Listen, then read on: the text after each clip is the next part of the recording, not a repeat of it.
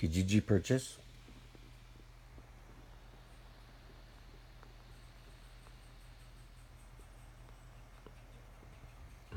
Sorry.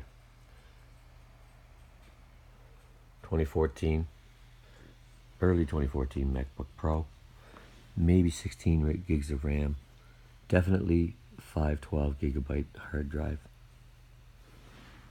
Came to me with a no power issue, and I replaced the little port here and the charge cable, and had a password on it on the hard drive. We'll get into that details later. And we are now reinstalling OS, and we'll know in 9 minutes if it's success for bypassing iOS password on a MacBook Pro 2014.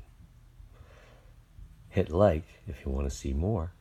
Hit subscribe, and I'll do better videos. Thanks.